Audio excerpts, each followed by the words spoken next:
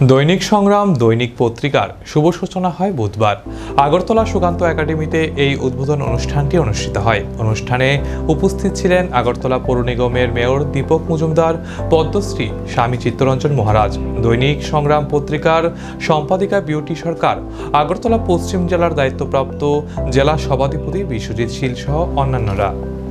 প্রিয় সাংবাদিক বন্ধুগণ, পত্রিকার সকল সদস্য এবং উপস্থিত সুধীমণ্ডলীগণকে সবাইকে আমার আন্তরিক শুভেচ্ছা এবং আমার আশ্রমের তরফ থেকে সবাইকে অশেষ ধন্যবাদ জ্ঞাপন করি। আজ আমাদের সবার জন্য একটি বিশেষ দিন, দৈনিক সংগ্রাম নামে একটি নতুন অধ্যায়ের সূচনা হচ্ছে।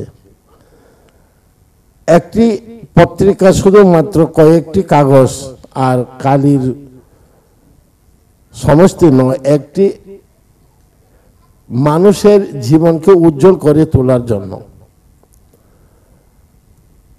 পত্রিকা যাতে পক্ষপাতী না হয়, পত্রিকা যাতে সত্যকে প্রকাশ করা।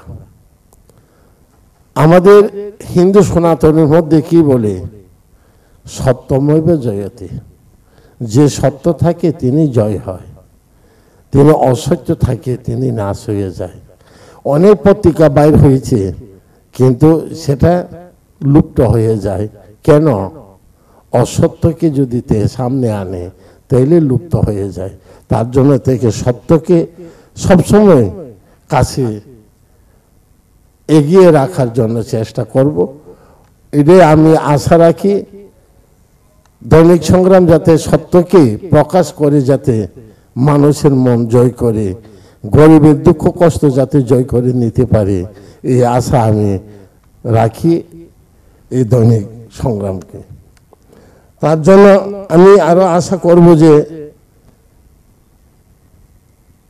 এশিয়ান টাইমস টিভি মাধ্যমে আরো যাতে আমাদের ত্রিপুরা রাজ্যের না শুধু ভারতবর্ষের সমস্ত খবর যাতে প্রকাশ করতে পারে, এটাও আমি আশীর্বাদ করি।